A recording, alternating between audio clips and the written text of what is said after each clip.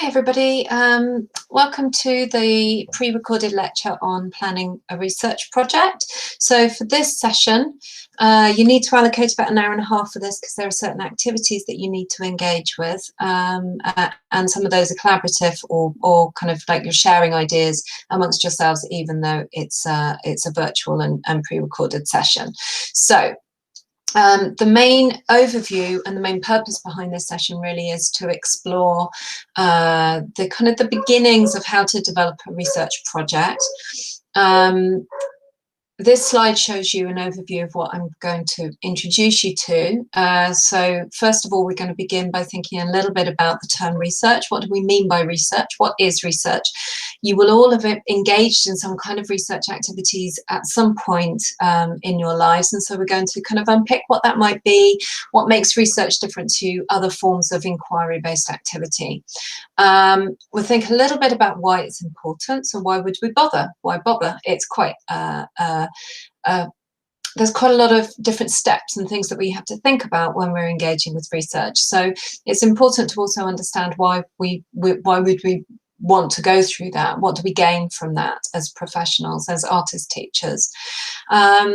We'll move on to the first part of when you design a research project. The first thing you really need to think about is your question and your aims. That everything else comes from your question. Your question is the most important element, and it's also probably the most difficult thing to get done well. And it's something you're not going to be able to resolve initially. You're not going to write the most amazing question first time ever. Even now, as an academic, I still have to return to the questions that I write for my research many times before I get them right. So it's going to be a learning curve for you. Oh, excuse me.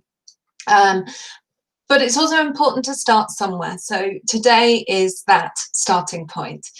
So we think about research questions and aims, so what you want to find out, what you want to achieve, and then we'll move on to the research method. So how you're going to find that out, how are you going to use, what kinds of tools, what kinds of instruments are you going to use in order to collect information about your question, about your research focus. So we'll talk a little bit about that. And then finally, we'll finish off with thinking about ethics. And ethics is a really, really kind of fundamental element of research. No research project can really go ahead without the researcher engaging with ethics.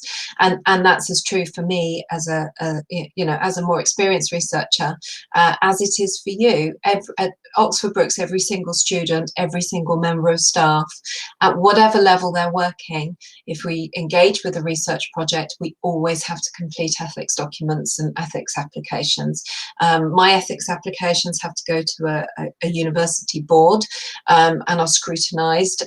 My documents are about 20 odd pages long. Yours, however, is a page and a half, 2 pages long. So, you're dealing with it at a slightly different level, but those ethical considerations are really important. And then I'll talk a little bit about how the content for this session is going to be developed in the next stage. So what we're going to do in the next session. So throughout this session, this pre-recorded lecture, activities are embedded. Just as last time, make sure that you just pause the recording at a point when you need to pause it. You will be asked to go and work on shared Google documents, which you'll need to access through the Moodle site. So make sure that you've got the Moodle site open as well. And the links to the Google Docs can be found under the Unit 2 tab. So you will find those there. Okay, so let's get started. The first thing we're going to do is I'm going to hand this over to you. So first thing is for you to have a bit of a think about what do we mean by the term research. So what does it mean to you? I want you to start off by thinking about, just think about some key words, the first things that come into your mind when you think about the word research. So write down words that you associate with the term. Have a think about any research you might have conducted yourself. You may have been stopped in the street and been asked to be part of a survey, for example. You may have completed census data, in which case you contributed to an enormous research project, a national research project. It may be that you've had to do a little bit of research in your professional setting. So it may be as much as, you know, tracking data and figuring out that, you know, a group of students are not performing, and so you investigate why and you put new measures in place. That's a form of research. So there's going to be lots of, you know, making a piece of artwork and posing problems and figuring out how you overcome them. There are lots of different ways to research. So I want you to now go to the Moodle site under Unit 2 and find Activity 1 Google Doc. On there, there's a form, and for each person's been allocated a different line, and I want you to just note down your own responses to these questions, and also take note of what other people are writing about as well, because there may well be things that other people identify that you had overlooked, and so there are things that you could potentially draw on when you're engaging with other people's ideas as well. And do feel free to share. I think that's really important. Okay, I'm going to give you I don't know, 5-10 minutes to work on that, a little bit longer if you really get into it. So pause the recording at this point and move on to the Google Doc.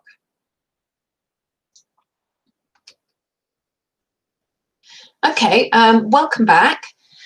Now that you've had an opportunity to reflect on your experience of research, I'm going to introduce you to a couple of different academic definitions of research. So this first one is by Kellett, and she talks about, so her definition, and it would be useful to think about how many of these elements came through in your own reflections.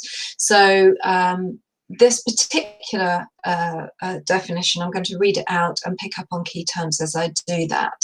So, research is a generic term covering a vast, diverse range of activities. So there are lots and lots of different types of research. There's scientific research, there's educational research, there's arts-based research, there's all sorts of different ways of constructing research projects as well, from researching the self, so you could research just you, which is something that's quite common on the Artist Teacher programme, or you know, to go back to the census, it can cover enormous groups of individuals, so, and everything in between. So research is, as Kellett says, is really diverse. It's many different ways of engaging with a particular process. The term is also sometimes used quite loosely to refer to a process of inquiry. One of the characteristics which these activities all have in common is that they seek to find out. So that's why we start with a question, because we want to be able to answer the question. So the research project is a process of answering a question. It might be that we want to make a particular change with our practice, that there is a barrier or an inhibitor or an issue or something that we're not particularly happy with. We want to understand it better and overcome it. Or it might be that we simply don't really get something and we want to just delve into it and understand it, how its mechanisms, understand how it works. But either way, we're really, the bottom line is that we're trying to figure out something new. We're looking to generate new knowledge. And so in that sense, we seek to find out new knowledge. So research is essentially about finding out by collecting data. Now, there are all sorts of different language, new academic language that I'm going to introduce you to, that you will experience through readings and so on. Data is an important word. It really just basically means information. Data is a plural term. It means more than one piece of information. And so we collect lots of new information in order to better understand our research focus. So the way that we collect data helps us find new knowledge. Kellett goes on, it also needs to be ethical, skeptical, and systematic. Now, those are really, really important terms. Ethically, we will deal with ethics later in the session. Skeptical. Now, skeptical means to question. So the idea is that whatever information you find out, whatever data you collect, you can't just accept it wholesale. You have to unpick it. You have to question it. You have to analyze it and interpret it. And quite often that means that you know, the way that one person might interrogate something may be different to the way another person interrogates something. And because of that, your research needs to also be systematic. So to be systematic really means to follow certain procedures in a really clear and methodical way. And when you present that to, you know, when you present that in your essay, when you present that to me, the more systematic and the clearer the way that you present your research, the more I'm going to understand how you did the things that you did and why you did them in the way that you did. So the way that you question the data is really clear and watertight and makes sense. Basically, these processes enable you to demonstrate a very clear and thoughtful narrative of your research journey. And the bottom line, Kellett suggests, is that in however small a way, research always seeks to make a difference. So it's putting a magnifying glass to a particular issue and really interrogating it in order to understand it and make some change. The new knowledge that we seek needs to support some kind of difference. Okay, so here's the second definition, and this one differs from the first in one crucial way. So Bassey's definition, so research is systematic, and we have that term again, systematic, critical. Critical refers back to what Kellett talks about here in terms of skeptical. So it's a different word, but it means the same. So systematic, critical, or skeptical. And self-critical inquiry, which aims to contribute towards the advancement of knowledge and wisdom. So here, Bassey is recognizing the position of the researcher in a way that Kellett didn't. So in this sense, Bassey is saying that as the researcher, you need to be self-critical. This means that as well as questioning what you want to find out, you are also questioning yourself as well. And so what are the unconscious biases that you bring to this situation? What happens if you really want the research to succeed, but the information that you gather doesn't answer your question? How honest are you if something goes slightly wrong? Or if you don't get the findings that you're expecting, or that you have an expectation of what you're going to, what information you're going to find out, and therefore you discard anything that emerges that's outside of that. And it's really important that the researcher is scrutinizing the self throughout the research process as much as scrutinizing the data that they're collecting. Okay, so to summarize, research encompasses all of these different elements. It's important to bear these in mind when conducting your study and to begin to familiarize yourself with the kind of academic language that I'm going to introduce you to now. So, for example, research can either be empirical.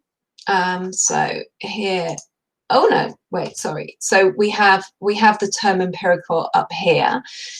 Empirical really means when we collect primary data, when we collect data in a particular setting. So if you conduct a questionnaire, or you photograph someone's artwork, or you document your own artwork, or you write a reflective journal, in that sense, you're creating new data, new information is being generated by participants, by you or by others that you're working with. So empirical really means primary data, collecting data in the field. Theoretical data, however, means information that already exists. It's not something that you generate or you ask participants to generate, but it's something that somebody else has generated and it already exists in the public domain. Now, that could be what other academics write about a particular topic, for example. So you could do an examination of literature of what else is written about your topic. Or it could be that you're looking for data like, for example, Ofsted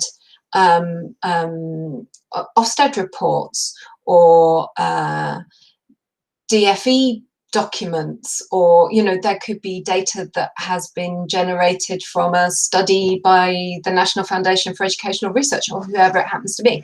So there are different types of research that are conducted, and they're conducted for different purposes. So empirical and theoretical. Empirical is primary data, theoretical is secondary data. What else do we need to think about in terms of our summary of research? Research, as we've already identified, its main aim is to find out new knowledge, to generate new knowledge, but also to contribute to a body of knowledge. So it's not something that exists in a vacuum. It's not just you doing research on your own and it has no relevance to anything else. It does. It sits within a particular field. It sits within a discipline. It has a very particular relationship to other people who've done similar research to you. So it not only seeks to find something out about your context, but it also contributes to something bigger than you.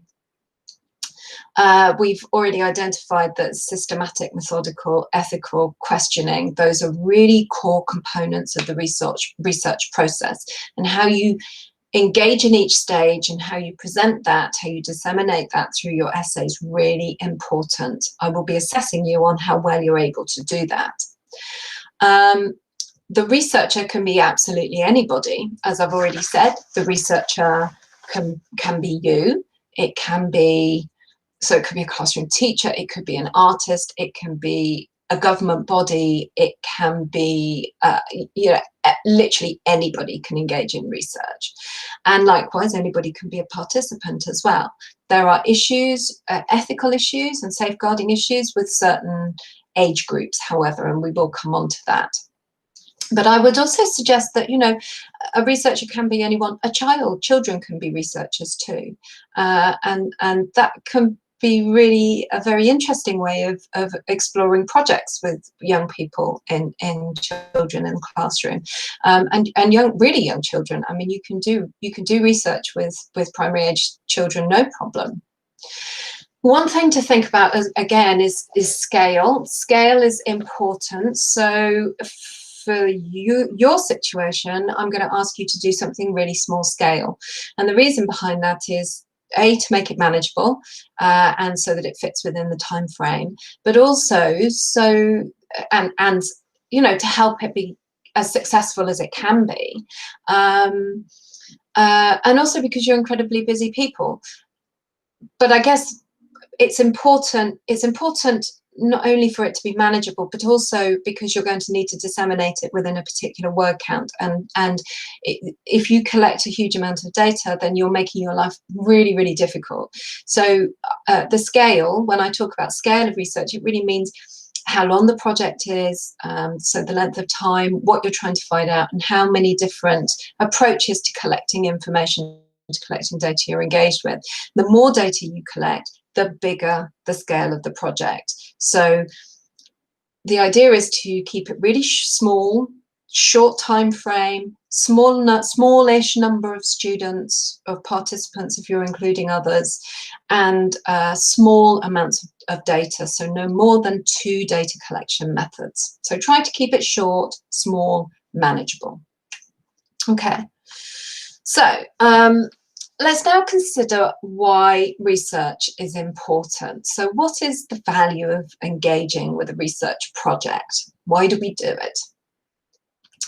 So it's important to recognise that it provides an opportunity for you to explore new territory, it's an opportunity for you to identify something that you currently don't have clear knowledge or an understanding of. It might be you have an inkling, it might be that you recognize that something has been a niggling issue, it might be, it's something that you don't have an answer to at this stage. And in that sense, it can seek to make a significant initially it might make quite a small difference to your practice, but in time it may well make quite a significant difference to your practice. And this is something we find on the Artist Teacher, is that with each module, that exploratory nature of research, the projects start to link together, and quite a significant amount of change and transformation happens as a result. So it enables transformation. It's reflective. It forces you to explore yourself as a professional, and yourself as a professional in the studio, yourself as a professional in the classroom, yourself as a professional artist, teacher, researcher. And that process of reflection really aids your learning. It is significant in terms of the development of your learning and your professional development. It stimulates change as a result. It can have quite an impact not only on your professional practice, so the approaches that you take in the classroom, but it can have a significant impact in the type of language you might use when you're talking to other professionals. It can stimulate a desire for much bigger change. I think this year we had 4 second-year students who all got new jobs before the end of the academic year, and talking to, we had a session about a month ago where we were talking about this, and they were all saying how much their confidence has raised as a result of participating in the program, and that had completely changed their outlook, and they'd gone out and found different places to work as a result of this very humble starting point. So research can have quite a profound impact on your professional practices, and likewise it can have an impact on your colleagues. If you introduce new practices, you work in a department, then it can really influence the way that you work with others as well.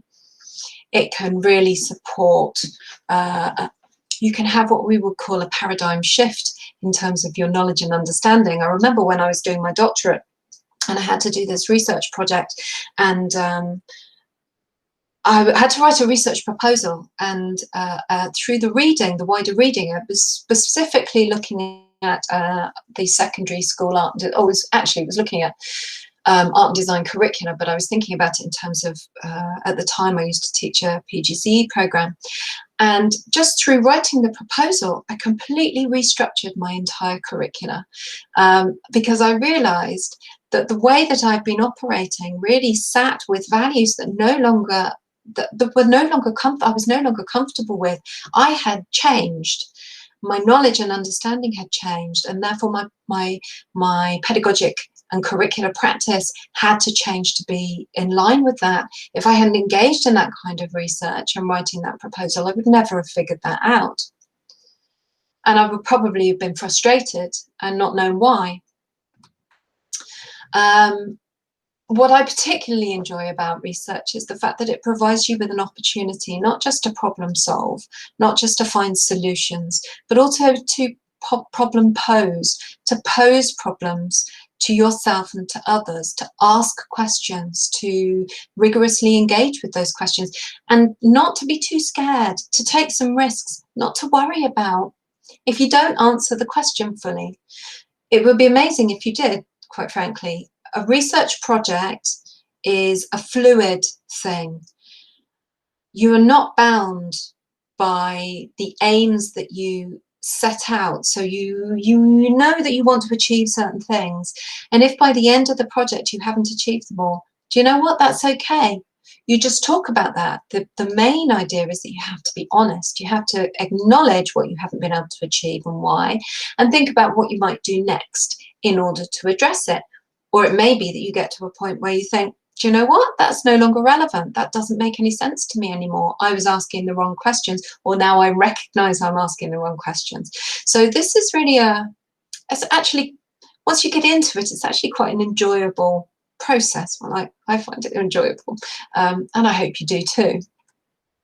And underpinning that kind of all of these different elements is this critical thinking. So and this is kind of the M levelness, the master's levelness of what you're doing. You're constantly assessing, evaluating, synthesizing, interrogating, using those higher order thinking skills.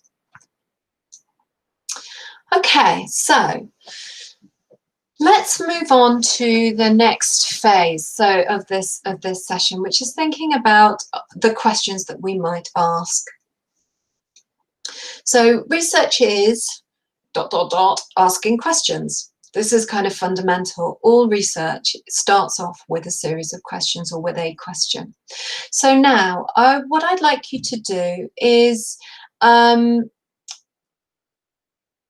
we're going to have a quick look at some examples of research questions. So I guess the bottom line with a research question is that it needs to encapsulate the most important aspects of the research focus. It needs to be clear and succinct. A good research question tells you exactly what the researcher is examining. It's not too vague, it's not too narrow, it's just right. So what I want you to do is I've written out a whole series of research questions. The research questions, some of them are real questions that artist teachers have used in projects before. Some of them are made up. I'm sure you'll figure out which ones. What I'd like you to do is go to the second Google Doc under the Unit 2 tab and the Moodle site and take your time to read through the questions. I want you to select 2 questions. You can select questions that other people have selected as well. It doesn't have to be a different question to anybody else. But I want you to select an example of a question which you think works really well. And I want you to select an example of a question which doesn't work well.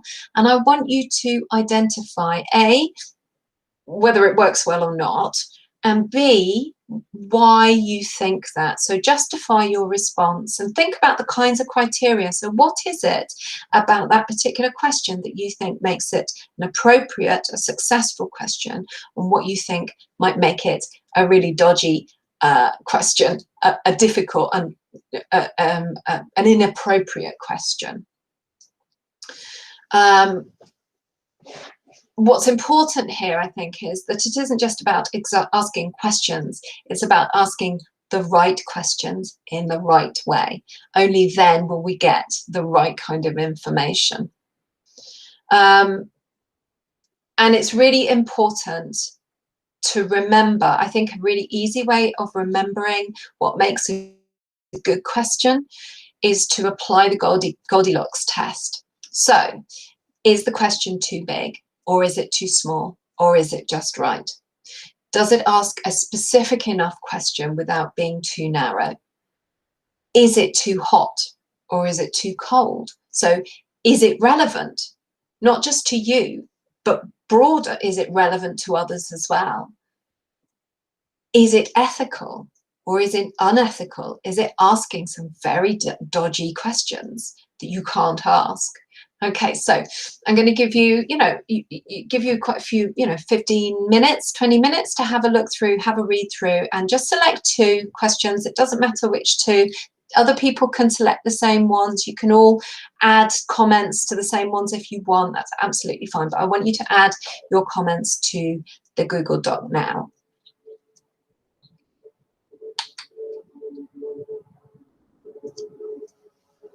Okay, welcome back.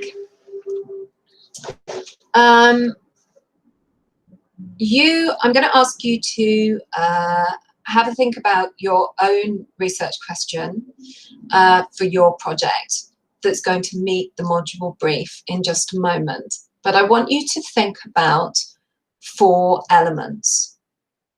So firstly, what educational setting are you working in? Do you want to develop your project in relation to a gallery or museum collection, for example? Is it going to be to do with studio space? Is it going to be to do with a formal classroom? You need to be really specific about the location, the setting for your research project. Next, who are your participants? This will link directly to the setting that you're working in. So, are your participants adult learners? Are they 8 to 11-year-olds attending an enrichment activity? Are they an exam class, a GCSE class? If so, which year group? Again, be really specific. The third thing I want you to consider is, what do you want to find out? And how does this relate to the brief? So, do you want to focus on exploring the decolonisation of the curriculum, like we talked about over the last couple of days?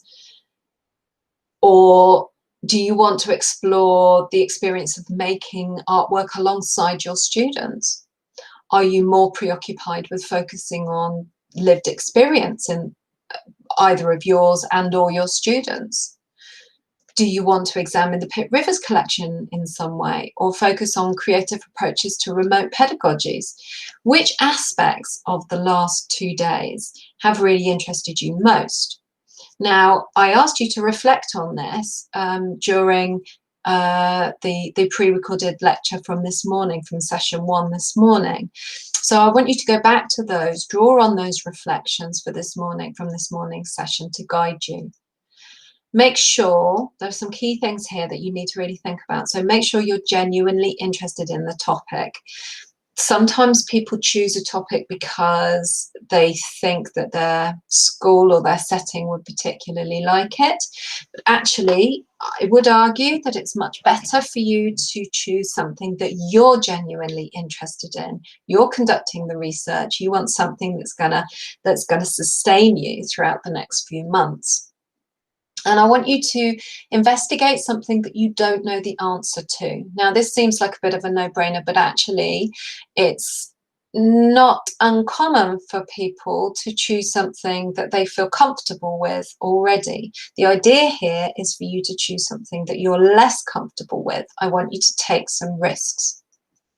Okay, so now take 10 minutes to try and distill the issue down into a question.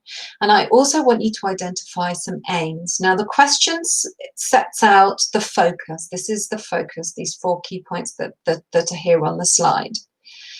The aims are the things you want to achieve by the end of the research project.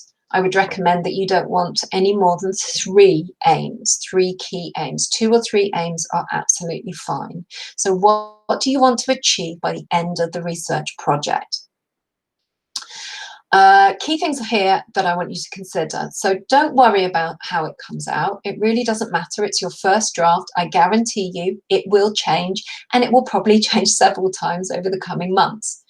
If things change in the project, then the thing you need to do first is change the question. On occasion, I've had 3rd-year students who submitted dissertations, and they've changed the research question the week before they've submitted their dissertation.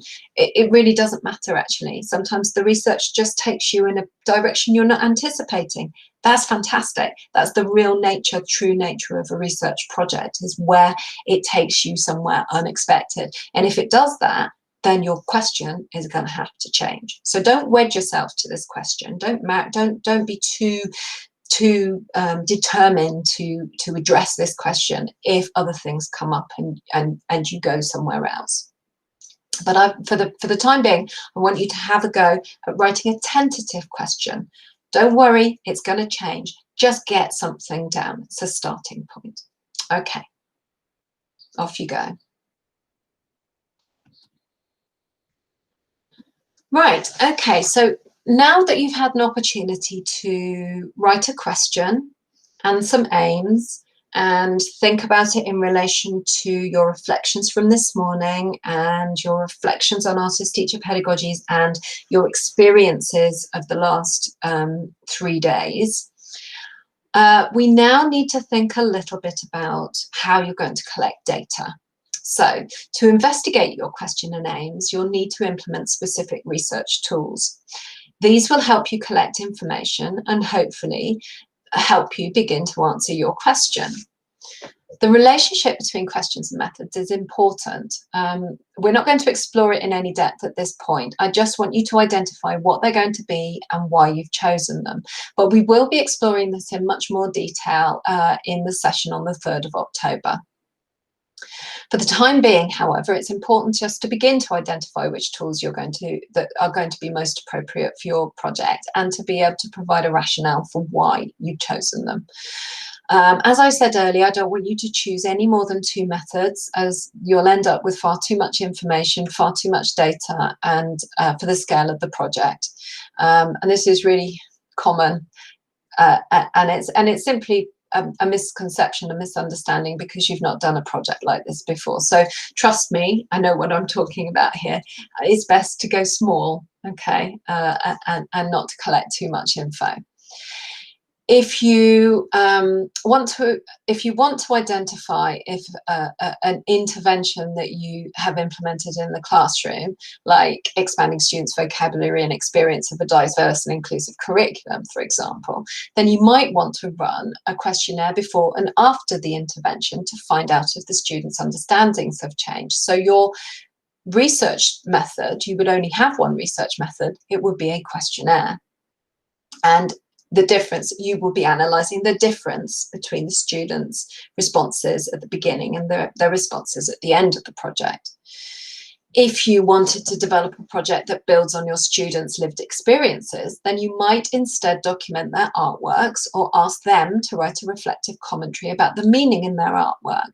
And the reflective commentary with the artwork, so that's 2 data collection methods, would help you better unpick your students' lived experience, or how effective a project on lived experience was in supporting students' ability to create meaningful, authentic work, for example. If you want to explore your experience of bringing your making approaches into a project, then you might want to record this experience by keeping a reflective journal log. That way, again, that's just one method. That way, you're documenting your experience. So in each of these different examples, there are different methods used for different reasons. What's important is that you can justify why you've chosen a particular method and how it will help you answer your question.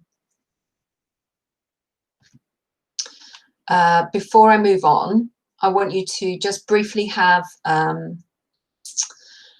this in the back of your mind. Have a think about 1 or 2 methods that you might be able to implement to help you answer your question.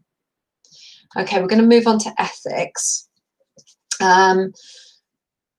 Ethics is really important. I can't stress how important ethics is, actually. This is because when we work with research participants, we have to be mindful of the ethical implications of doing so. There are always ethical implications attached to the research methods that we implement, always. At Oxford Brookes, as you would find at any university in the UK, it's a basic expectation to engage with ethics, and ethics applications have to be completed for any research project. If they're not attached to assignments and so on, it's perceived as an academic conduct issue at Brookes. You can see the ethics section of the Moodle site for further information and links to university guidance. And I've also included a sample ethics application from a second-year student project as well, and you'll find that under the assessment section of the brief. So the Moodle book handbook that outlines the brief, in there you will find an exemplar ethics application. So you can see the kinds of language that's used and how they're structured.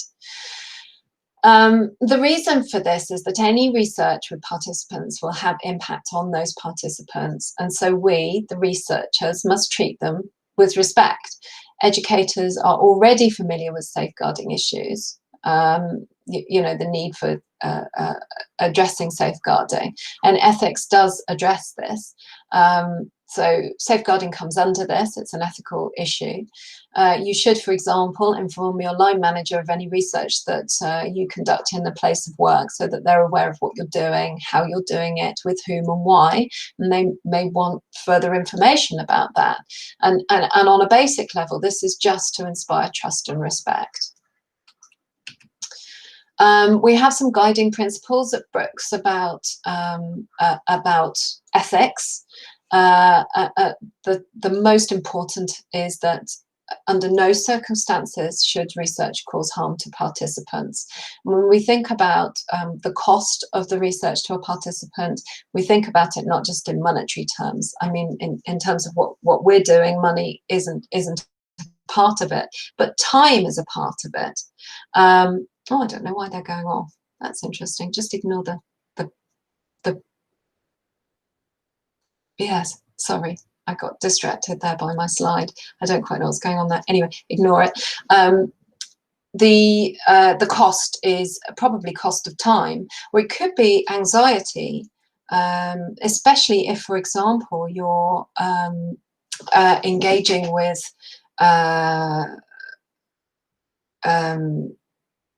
sorry, I've lost my thread. If it's exam work, for example, it could cause anxiety, and students may want to, please you, so they may not be honest. So you've got to be considerate of psychological harm and time and potential anxiety and mental health. The right participants have a right to receive clear information about the project in advance. You would do that through giving them a participant information sheet, which Brooks have a template which you have to follow. You cannot coerce them to engage with the research, so you can invite them to participate, but they have to self-select. They have to say yes, they're willing to do it and to sign a consent form. And if they don't want to be, oh, sorry, don't know what happened there. If they don't want to be involved, that's okay. They don't have to be. If that's the case, if you've got a class of children, young people or participants, and only some of them are happy to sign the consent form, then you only collect data from them, not from the students that don't want to be involved. They may well give their consent they may well give their consent and then partway through decide that they want to withdraw. They have the right to do that. If that's the case, you can't use the data that you collected on them. Okay. Honesty should be central to the relationship between the researcher, the participant, and institutional representative. So you need to be really, you can't hide any information. You need to be very clear about what you're doing, why, how, when, with whom, for what purpose, etc. So there can't be any hidden meanings or messages or information. Nothing is covert, everything is overt. Participants' confidentiality and anonymity sorry, should be maintained. This means that there should appear no names of participants, of colleagues, of institutions, of locations, town, city, village, whatever. Okay, so you describe stuff instead. So your participants are year 9 mixed ability class with X number of boys and X number of girls, or 9 adult learners, 3 with prior art experience and 6 with no formal art experience. Or you might be, it might be an informal kind of like an enrichment class with a group of learners of whom 63% are BAME, Black and ethnic minority learners, or whatever it happens to be. So you describe as opposed to revealing identities, and in that sense we maintain confidentiality and anonymity. The collection and storage of data must comply with Data Protection Act of 1998. You'll find further information about that on the ethics page, and I will double check that your documents comply, so don't worry too much about that. And you must give the opportunity to disseminate a summary of the finding to participants. So if you're asking them to participate in something, you need to tell them afterwards what you found out. And this could be verbal, it could be in a written report, it doesn't have to be anything too onerous. Okay, so now I want you to spend the rest of the time, so that's about, you know, half an hour, 20 minutes before our next session. I want you to prepare very briefly for just a verbal kind of each person. I'm going to ask each person in turn just to talk very briefly about your initial ideas. This is, you know, I understand that this is very tentative at this stage, but it's really to get you to articulate your thoughts and begin to shape your focus and potentially identifying or linking your focus to your methods. This is going to be done in a really safe environment. I'm there to support you and to guide you with your project development and to give you advice, and likewise for each other to give advice and to make suggestions for each other. So I don't want you to feel that you're put on the spot. But the idea is that we'll have an opportunity to share and talk through ideas, and then hopefully you'll have some things to work on before our next session. Okay, see you then.